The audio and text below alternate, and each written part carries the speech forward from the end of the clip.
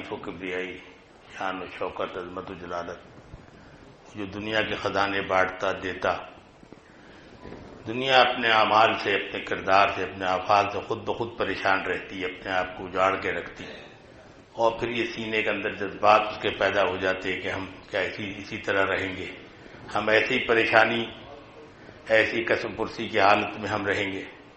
تو ہم جب کوئی اپنے رہنما، اپنے امام کی بات کو بھول جائے، جتنی سزا ہم کو مل رہی ہے یہ کم ہے، اس سے زیادہ کی سزا کے ہم حقدار ہیں۔ شاید وہ سزا اس دنیا میں نہیں ہے، لہذا آخرت میں اس کا انتظار کرنا پڑے گا کہ دردناک سزا سے گزر جائے وہ آدمی۔ مگر یہ دنیا وہ جگہ ہے کہ جہاں آدمی اپنے آپ کو آخرت کے عذاب سے بچا سکتا ہے۔ نبی علیہ الصلوۃ والسلام، امام الانبیاء، سید کونین، آمنہ کے لال محمد رسول اللہ صلی اللہ علیہ وسلم اس امت کو ایک کرنے آئے تھے، الگ الگ کرنے نہیں آئے تھے۔ اور ویسے بھی انتشار کی کیفیت کوئی اچھی چیز نہیں ہے، نفرت کی کیفیت اچھی چیز نہیں ہے، دلوں میں تعصب رکھنا کوئی اچھی چیز نہیں ہے، اور لوگوں کا ایک دوسرے سے دور رہنا کوئی اچھی چیز نہیں ہے۔ مگر وہ اتنی بڑی امام الانبیاء کی اللہ کے رسول نے جماعت بنائی، اور جماعت بنا کے ہم تو صرف دعا میں گزارا کرتے ہیں نا، ہمارے پاس تو ہر چیز کے لیے رکھا ہے۔ دعا ٹھیک ہے، دعا مغزل بات کرنی چاہیے دعا، مگر ہر کام دعا سے ہو جاتا ہے۔ آپ کے آگے کوئی کھانا لا کے رکھ دے، آپ کو کھائیں نہیں، میں دعا کروں آپ کے پیٹ میں چلا جائے، ٹوپی آپ سامنے رکھ دیں، پہنے نہیں، اس کو اٹھا کے میں دعا کروں آپ کے سر پہ چلی جائے، ایسا معاملہ نہیں ہے۔ ٹھیک ہے، دعاؤں کی اہمیت ہے، دعاؤں کی حیثیت ہے، دعا تو اللہ سے مانگنی چاہیے، ہم اللہ کے فقیر ہیں، وہ ہمارا داتا ہے، دستگیر ہے، حاجت روا ہے، مشکل کشا ہے، اس سے نہیں مانگیں گے کس سے مانگیں گے؟ مگر بعض مقام ایسے ہوتے ہیں جہاں پر کوشش کرنی پڑتی ہے، تو ہم کوشش کی جگہ بھی دعا کو رکھ دیتے ہیں، اور ہر محراب و ممبر و مسجد سے یہ پکار چل رہی ہوتی ہے۔ ہم یہ بھول جاتے ہیں کہ نبی علیہ الصلوۃ والسلام نے ما آتاکم الرسول فخذوہ، جو رسول نے دیا اس کو تو لو نا کم از کم۔ اب ہم اس سے روح گردانی کر جائیں، اس سے منہ پھیر جائیں، اور پھر یہ اللہ کی رحمتوں کا ہم انتظار کریں، مسجد و محراب پہ بیٹھ کے بس ہم دعائیں مانگ لیں، یا اللہ تو یہودیوں کو تباہ کر دے، نصرانیوں کو تباہ کر دے، عیسائیوں کو تباہ کر دے، اسرائیل کی مدد کر دے، فلسطین کے ساتھ یہ کر دے، اس کے ساتھ وہ کر دے، انڈیا یہ کر رہا ہے۔ تو یہ کام جدوجہد کا ہے، یہ کوشش کا ہے، نہ لیس الانسان الا ما سعی، کوشش تو کرو نا کچھ نہ کچھ۔ جب کوئی کوشش ہی نہ کرے تو پھر امت ایسے ہی انتشار میں جو آپ کو نظر آ رہی ہے نا، جماعت المسلمین پہ بہت بڑا بوجھ ہے، اور جماعت المسلمین کے اوپر یہ بہت بڑی ذمہ داری ہے۔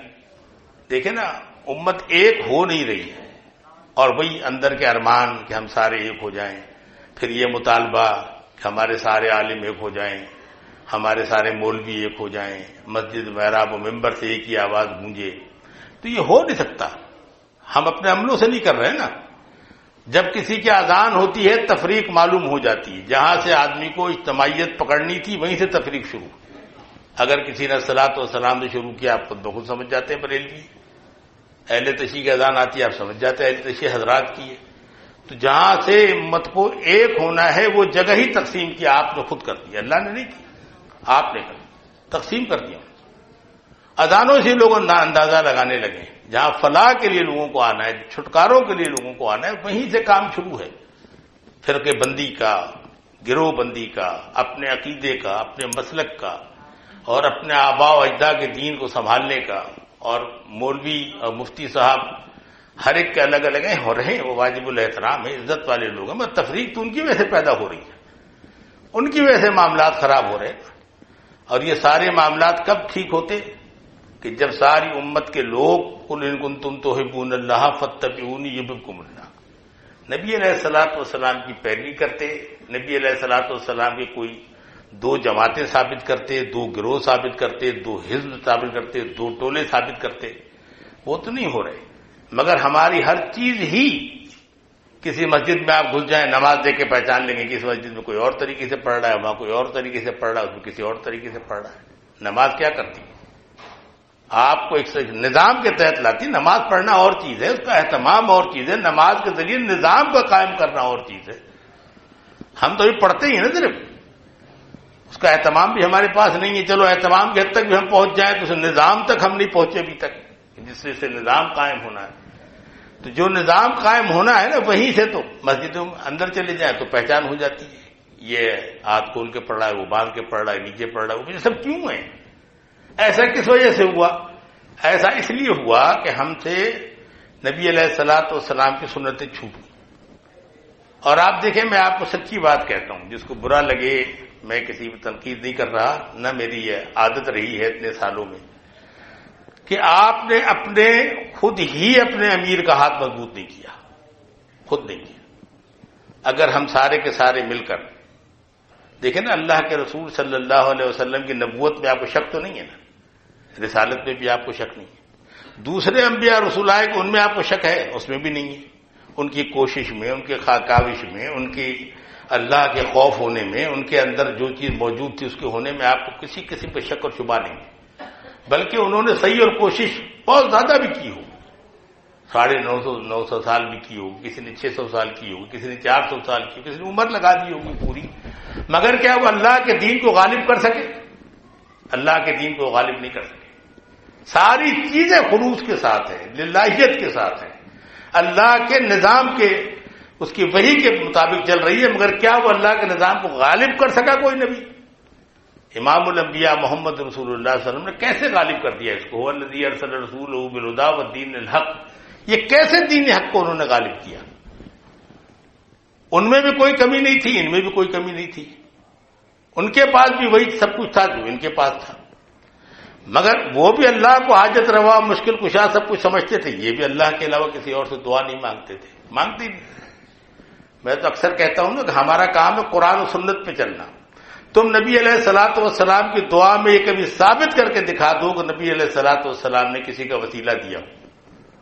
اگر نبی علیہ الصلوۃ والسلام نے کسی کا وسیلہ نہیں دیا تو سنت کیا بنی؟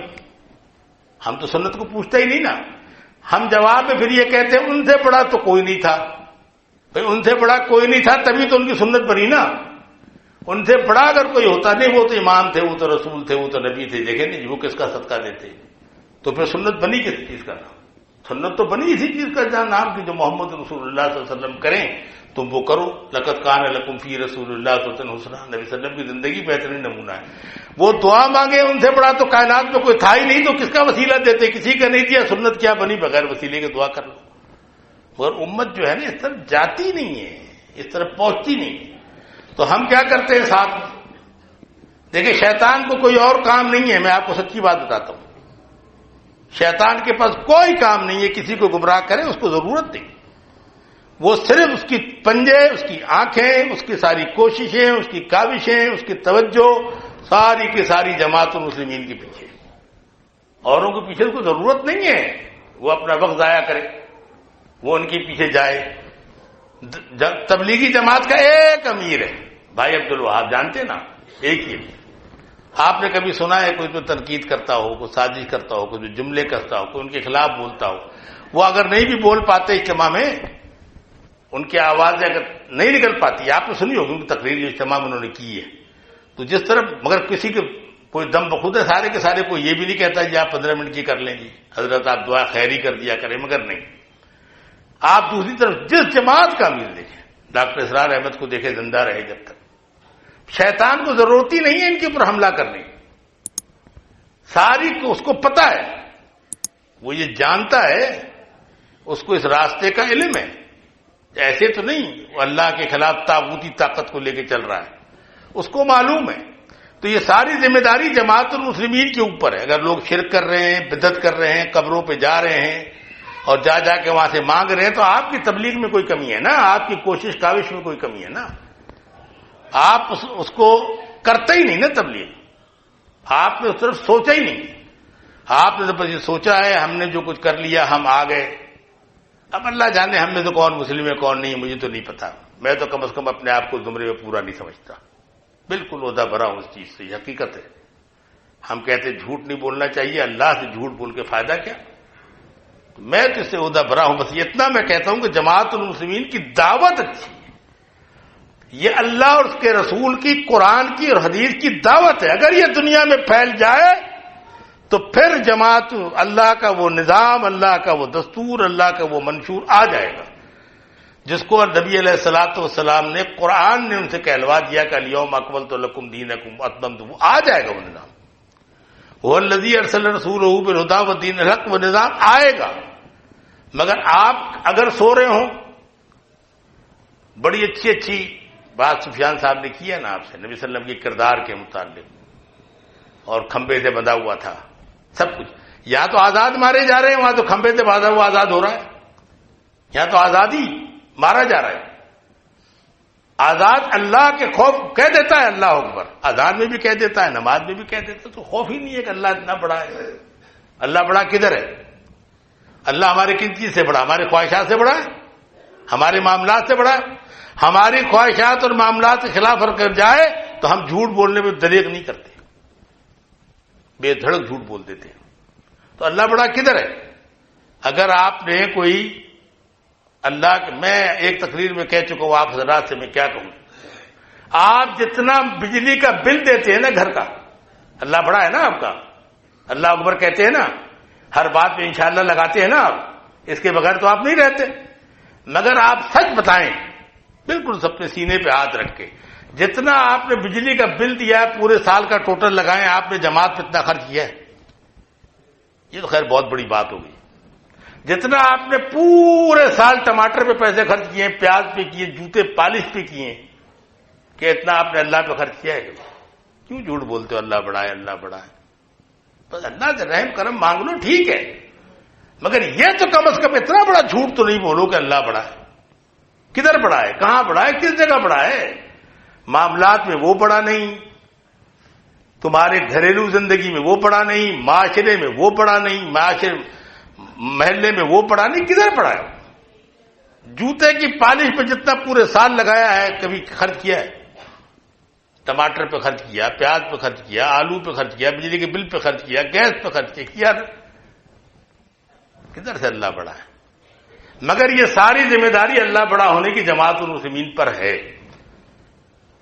یہ اگر سمجھ کے رکھے اس بات کو، دیکھیں دوسرے بھی امیر ہیں اور آپ یقیناً ان سے سنیں گے، آپ قرآن و حدیث سنا دیں ان کو، وہ جواب میں کہہ دیتے ہیں میں نے امیر صاحب سے پوچھا تو انہوں نے کہا دوسری جگہ ایسا بھی آیا ہے۔ تو ان کے امیر کی اتنی اہمیت ہے کہ قرآن حدیث کے خلاف بات کرتے، امیر کہہ دے کہ دوسری جگہ ایسا بھی ہے، اس کی ضرورت نہیں پلٹ کے پوچھ سکے اس سے کہ بھائی کس جگہ ہے۔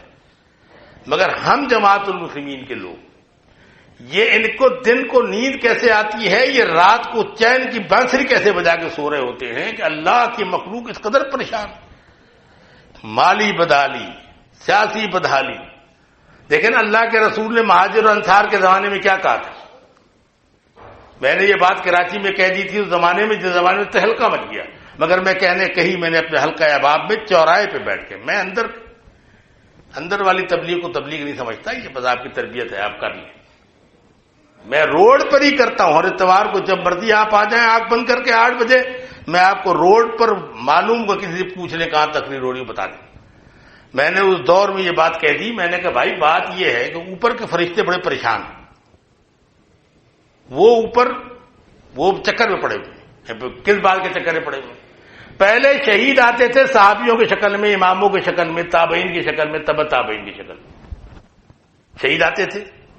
اب جو شہید جا رہا ہے اس نے ساری عمر نماز نہیں پڑھی، روزہ نہیں رکھا، شراب پیا، چوری ڈکیتی کرتا رہا، وہ جی ایس این میں رہا، وہ ANP میں رہا، کسی پارٹی میں رہا، وہ مر گیا، جنہوں نے بورڈ پہ لکھ کے لگا دیا شہید۔ اوپر والے تو پریشان ہیں کون سے شہید آ رہے ہیں بھائی اوپر، اس طرح کے شہیدوں کی تعداد لگ رہی ہے ہمارے پاس، دھڑا دھڑ چلے آ رہے ہیں سارے شہید۔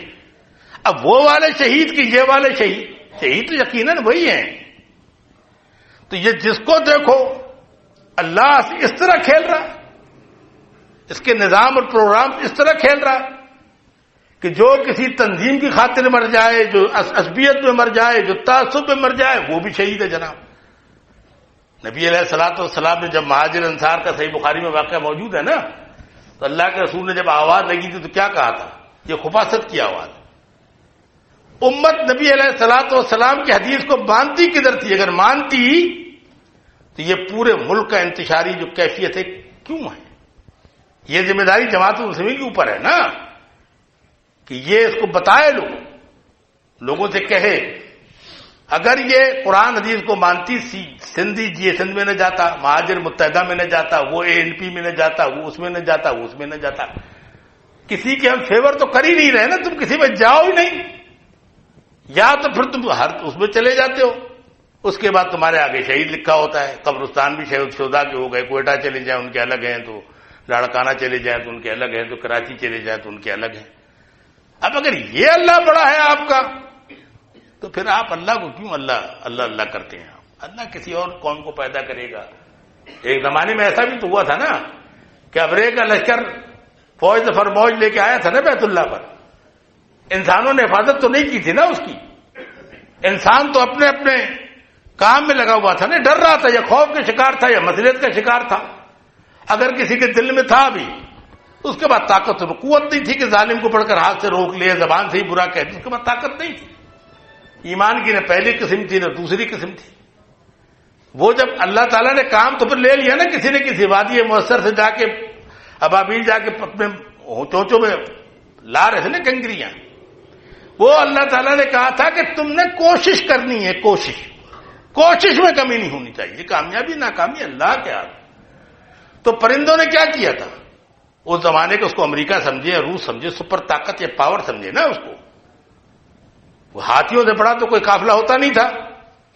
اب کا تو دور تھا نہیں کہ یہ ٹینک وہ ٹینک، یہ ٹینک وہ ٹینک۔ وہ اللہ کے بندوں، جتنے تمہاری تعداد بڑھتی جا رہی ہے، جتنی تم آگے بڑھتے جا رہے ہو، تم کو اپنی کثرت پہ ناز ہے، اللہ کے نظام کو چھوڑ دیا، اللہ نے حفاظت کر لی۔ وادی میسر سے وہ لے کے آئے دانے، ان کا کام تھا کوشش کرنا، اللہ نے ان سے جو کوشش کروائی وہ دانے لائے، انہوں نے دانا پھینک دیا، اس کو ایٹم بم بنایا اللہ نے، ان کو تباہ و برباد کیا اللہ نے۔ آپ کوشش کریں تو اللہ آپ کو آلون ان کنتم مومنین، کیوں نہیں اللہ آپ کا ساتھ دے؟ کیوں آپ کو چھوڑ دے اس طرح؟ بالکل نہیں چھوڑے گا وہ آپ، مگر آپ اپنے معاملات کو بدلتا ہی نہیں۔ آپ اگر ماشاء اللہ اللہ ماشاء اللہ کہیں اگر آپ بیٹھے ہوں تو آپ کے تکبر کی پوری تصویر جھلک رہی ہوتی ہے باقاعدہ، بات میں، چیت میں، کپڑے میں، لباس میں۔ کون لوگ ہیں؟ انہوں نے اللہ کو بڑا کہا۔ اللہ کدھر بڑا ہے؟ اپنی پوجا پاٹ کروانے سے۔ میں نے تو ایک بار نصیر آباد کی تقریر میں کہا تھا، سفیان صاحب بیٹھے تھے کہ بھائی مجھے تقریر نہیں کروایا کرو۔ یہ تقریر والے لوگ ہیں نا یہ عالم ہوتے ہیں، مگر جو دوسرے لوگ اگر عالم نہ ہوں، وہ اگر تقریر کر رہے ہوتے ہیں نا، تو پھر ان کو نام و نمود کا شوق ہوتا ہے، تقریر کا شوق ہوتا ہے۔ آپ نے تقریر کروا دی، ٹھیک ہے کروا لیں، اس کے بعد جو اس کے اندر سازش کا جذبہ پیدا ہوتا ہے، باقاعدہ عہدہ لینے کے لیے پلاننگ کرتا ہے، میں قسم کھا سکتا ہوں، باقاعدہ پلاننگ کرتا ہے، اپنے حواری جمع کرتا ہے، ان کے ذریعے۔ میں جماعت المسلمین والوں تم سے کہہ رہا ہوں کہ تمہارے اوپر یہ ذمہ داری ہے نا، وہ باقاعدہ 2 دفعہ 3 دفعہ بیت المال کو لوٹ کے کھا چکا ہوتا ہے، اس کے پاس احساس نہیں ہوتا۔ آپ اتنی دھڑلے سے لوگوں کو بلاتے ہو، کہتے ہو۔ دیکھیں آپ کو تقریر جو ہے نا، آپ کو اللہ نے اچھے لوگ دیے، سفیان صاحب ہیں، زین العابدین صاحب، ان میں کسی قسم کی آپ نہیں ملے گی کبھی، میں بالکل آپ کو سچی بات کہہ رہا ہوں۔ مگر جن لوگوں کے پاس اگر بازارو کام ہو تقریر کا، ان کی آپ ذرا اندر سے جھنجھوڑ کے دیکھیں تو کس کس قسم کی سازشیں کرتے ہیں، کس کس قسم کے معاملات ہیں ان کے، کہاں وہ اپنے جماعت کے اندر گروپ بنا رہے ہوتے، اپنے حواری بنا رہے ہوتے، اپنے ساتھی بنا رہے ہوتے۔ کیا مرکزی امیر سے وفاداری ہے کہ ایک امیر بن گیا ان کا امیر بن جائے؟ کچھ بھی نہیں ہوتا، چلتا رہتا ہے جب تک وہ مر نہ جائے۔ ڈاکٹر اسرار صاحب انتقال کر گئے تو دوسرا امیر بنا لیں، مگر ان کی تنظیم میں کوئی آواز اٹھی کبھی کسی دن؟ ان کے بھی تو لوگوں کے سینے دھڑک رہے تھے، ان کے بھی تو لوگ نمازیں پڑھ رہے تھے، ان کے بھی تو لوگوں میں سب بندی تھی نا؟ نہیں، کوئی ایسا معاملہ اس میں تبلیغی جماعت میں کوئی نظر آتا ہے؟ دعوت اسلامی میں کوئی نظر آتا ہے آپ؟ یہ چھوٹے چھوٹے اور امیر بنے ہوئے ہیں، اصلاح المسلمین والوں کو جو امیر بنے ہوئے ہیں، حزب اللہ کا ایک امیر ایک زمانے میں ہوا کرتا تھا، ان میں نظر آتا ہے آپ؟ یہ ساری پریشانی شیطان کو آپ سے، ان سے کوئی پریشانی نہ، اس کو ان کی طرف جانا ہے نہ کوشش کرنی، بلکہ ان کے تو دل جوڑ دیتا ہے، انہوں نے کہتا ہے یہیں رہو، بس آرام سے مزے سے بیٹھے رہو۔ جماعت المسلمین کے لوگوں، جب تک تم یہ کام نہیں کرو، میں تم سے سچ کہتا ہوں، بس ٹھیک ہے جماعت المسلمین میں ہو، اس کی دعوت بہت اچھی ہے، یہ قرآن و حدیث کی دعوت ہے، اس کو پھیلانا بھی تمہاری ذمہ داری نہیں ہے، اس کا لٹریچر بانٹنا بھی تمہاری ذمہ داری نہیں ہے، اس کی تبلیغ کرنا بھی تمہاری ذمہ داری نہیں ہے، ہے کس کی اللہ جانے۔ تو اگر اللہ کا نظام آنا ہے، اور نظام آنے میں ایسے نہیں ہوتا، نظام آنے والوں میں کلف نہیں لگے ہوتے، وہ تو جبر کا نظام اس زمانے میں بھی تو تھا نا۔ نبی علیہ الصلوۃ والسلام کا ایک بچہ خدمت کیا کرتا تھا، آپ نے پوچھا بھائی اتنے دنوں سے نہیں آتا، جبر تھا نا اس کے اوپر، تو آپ اس کی عیادت کرنے چلے گئے، تو آپ نے اس کو پھر اسلام کی دعوت دی تھی، اس نے باپ کی طرف دیکھا، جبر اس کے اوپر تو باپ کا تھا، تو اس نے کہا کہ اگر تیرا دل چاہتا ہے تو تو بے شک اس دعوت کو قبول کر لے۔ جبر کبھی ختم نہیں ہوا ہے، وہ اخلاق اور کردار سے ختم ہو جاتا ہے، ورنہ جبر کبھی ختم نہیں ہوتا۔ ہمارے ہاں تو یہ عجیب، کیا بات میں آپ سے کہوں، آپ حضرات ناراض ہو جائیں گے مجھ سے، مگر میں آپ سے سچی بات کہتا ہوں، دل کی گہرائی سے کہتا ہوں کہ اندر سے انا کے بت نکال دیں، اس کو گرا دیں، مسمار کر دیں۔ یہ بت کیا چیز ہے؟ بیت اللہ میں بت بنے ہوئے تھے نا، اتنے رکھے ہوئے تھے، کیا چیز تھا؟ وہ تو ان کی مورتیاں تھی نا، مگر آپ نے جو اندر بت سجا رکھا ہے، اس سے بڑا بت کوئی ہے؟ اس بت کو پاش کر دینا، آپ مٹا دے اپنی ہستی کو، اگر کچھ مرتبہ چاہے کہ دانا خاک میں مل کر گلے گلزار ہوتا ہے، اپنی ہستی مٹاتے ہی نہیں، قربانیاں آپ دیتے نہیں، تو اطیع اللہ و اطیع رسول، اطاعت کرو اللہ کے، اس کے رسول کی۔ اطاعتیں دو ہیں غیر مشروط، تیسری ہے مشروط، مگر وہ تیسری اطاعت بھی فرض ہے، جو تم میں صاحب امر ہو، جو تمہارا امیر ہو، جو تمہارا خلیفہ ہو۔ اچھا، ہر امیر کو خلیفہ نہیں ہوتا، یہ ضروری نہیں ہے۔ اب ہم نبی علیہ الصلوۃ والسلام کو امیر ہی نہیں سمجھتے، اس لیے کہ نبی اور رسول تھے۔ ٹھیک ہے، وہ امامت کے ساتھ، نبوت کے ساتھ، رسالت کے ساتھ تھے تو پہلے امیر بھائی نا۔ اب آپ نے ہر چیز کو اڑا دینا ہوتا ہے آگے سے کہ نہیں جی وہ تو نبی اور رسول تھے۔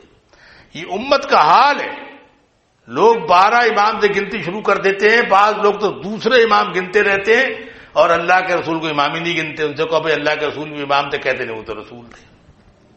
جب ہم آج تک قوم کو یہی نہیں سمجھا سکے، ہم آج تک قوم کو یہ نہیں بتا سکے کہ بھائی پہلے امام تو وہی تھے، فرق کیا تھا کہ وہ اپنی نبوت اور رسالت کے ساتھ امام تھے، باقی جتنے امام آئے وہ نبوت اور رسالت کے ساتھ نہیں تھے۔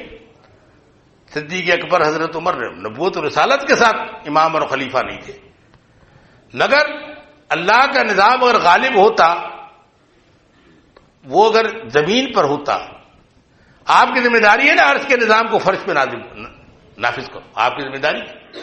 اس ذمہ داری میں آپ عہدہ پرا کیسے ہو؟ آپ کے قلم نہیں ٹوٹتے، آپ کے اندر، آپ اپنے اندر خود جھانک لیں نا، اگر کوئی آپ کی تعریف کرے، آپ کے آگے پیچھے، آپ کتنا اچھا لگتا ہے۔ اس کا مطلب یہ کہ اللہ کہیں سے بڑا نہیں ہے نا آپ کے پاس۔ تو بھائی ابھی بھی وقت نکلا نہیں ہے، آپ اتنی تعداد تو اللہ کسی کو دیتا نہیں ہے، ہم کو تو اللہ نے دی ہے، مگر اس کے باوجود ہم اپنے امیر کے ہاتھ کہیں مضبوط کرتے۔ ہر امیر خلیفہ نہیں ہوتا، ضروری نہیں ہے تو خلیفہ بن جائے۔ اگر اس کو خلافت مل گئی تو امارت کے ساتھ تو خلافت پہ پہنچے گا اور اللہ کے حدود کو قائم کر دے گا۔ اگر اس خلیفہ کو امیر کوشش کرتے کرتے خلافت پر پہنچ گیا تو پھر وہ اللہ کے حدود کو غالب کر دے گا۔ ہم اس وقت ہم اللہ کے حدود کو غالب نہیں کر سکتے۔ یہاں تو سندھ اسمبلی میں بل پاس ہو گیا کہ جناب اپنی مرضی سے فلاں اتنے سال کے بعد یوں نہیں کر سکتا۔ کسی نے کہا حضرت علی کس عمر میں ایمان لائے تھے؟ وہ بچہ جو اللہ کے رسول نے پوچھا تھا کس عمر میں ایمان لے آیا تھا؟ ہمارے پاس تو طاغوتی نظام کا، طاقتوں کا بھرپور ایک منبع ہے، اس میں ہم چل رہے ہیں، اس میں ہم جکڑے ہوئے ہیں۔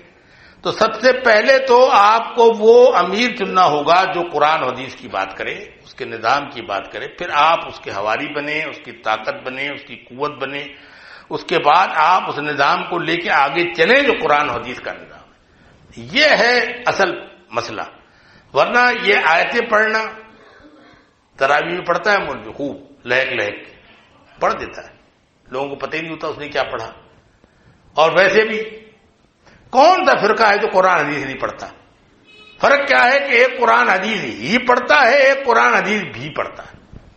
تو آپ قرآن حدیث ہی والے ہو، آپ قرآن حدیث بھی والے نہیں۔ ہی اور بھی میں بہت بڑا فرق ہوتا ہے۔ جہاں بھی لگے گا نا وہاں ملاوٹ آ جائے گی۔ میرا والد ایک ہی، یہ میرے لیے عزت و تکریم کی بات ہے۔ میرا والد ثناء اللہ بھی، یہ میری ماں کو گالی ہے، یہ اس کی عظمت و عظمت کو گالی ہے، اس کی چادر و چار دیواری کو گالی ہے۔ جب ماں کے باپ کے ساتھ بھی نہیں لگا سکتے آپ، تو شریعت میں آپ آزادی لے لیتے ہیں، یہ بھی اور وہ بھی اور وہ بھی۔ آپ قوم کو ہی سمجھائیں کہ ہی اور بھی میں یہ فرق ہے بھائی۔ ایک ان الحکم اللہ للہ، حکم تو اللہ کا چلے گا اور کسی کا نہیں۔ تو لہذا میں آپ حضرات سے میں ہمیشہ یہ کہتا ہوں کہ بھائی، میں آپ کو ہمیشہ سمجھانے کی کوشش کرتا ہوں کہ تبلیغ تیز کرو، تبلیغ تیز کرو۔ گرمی میں آپ ڈر جائیں، سردی میں آپ ڈر جائیں، رمضان میں آپ نہیں کریں، کیا صحابہ کا یا سنت میں آپ کو طریقہ ملتا ہے؟ نہیں، سخت گرمی ہے، سخت سردی ہے، رمضان کا مہینہ ہے۔ میں نے 2 سال پہلے کہا تھا یہاں آ کے کہ بھائی آپ ان سے نکلیں، آپ اس چکر میں پڑے ہوئے، آپ تبلیغ کو تیز کر دیں۔ انشاءاللہ تعالی جماعت مضبوط ہوگی تو اللہ کا نظام مضبوط ہوگا، نبی صلی اللہ علیہ وسلم کا پروگرام مضبوط ہوگا، قرآن کی بات ہوگی، حدیث کی بات ہوگی، پھر اس کا پرچار ہوگا، پھر آپ کو پتھر پڑیں گے، پھر آپ کو لوگ رسیوں میں پکڑ کے گھسیٹیں گے، ایسے سکون سے آپ بیٹھے ہوئے تو دعوت نہیں پہنچی نا۔ ادھر عمار کے ساتھ کیا ہو رہا ہے، حضرت سمیہ کے ساتھ کیا ہو رہا ہے، وہ تو اسلام کی دعوت دے رہے تھے۔ صرف لا الہ الا اللہ کہنا ہوتا، مشرکین مکہ کہہ دیتے، ان کو پتا تھا کہ لا الہ الا اللہ کے پیچھے بہت بڑا انقلاب، بہت بڑی طاقت اور قوت ہے اس کے پیچھے، پورے نظام کو کسی تلپٹ کر کے رکھ دے گی۔ اگر وہ اسی چیز سے ڈر رہے تو وہ ہوا، جس دن لا الہ الا اللہ کا پرچم لہرائے نظام ان کا تلپٹ ہوا۔ انقلاب جب آیا تو سارے کا سارا پروگرام ان کا رکھے کا رکھا رہ گیا۔ تو آپ میری جو بات بری لگ گئی ہو، میں نے آپ کو دل کے اندر سے تہ سے یہ بات کہی ہے، مجھے معاف کر دیجیے گا۔ اور علماء کے بیٹھے ہوئے میں نے کوئی گستاخی ان کے لیے میں سوچ بھی نہیں سکتا، کہہ بھی نہیں سکتا، ہو گئی ہوں، ان سے بھی تہ دل سے معذرت، اقول قولی ھذا واستغفر اللہ۔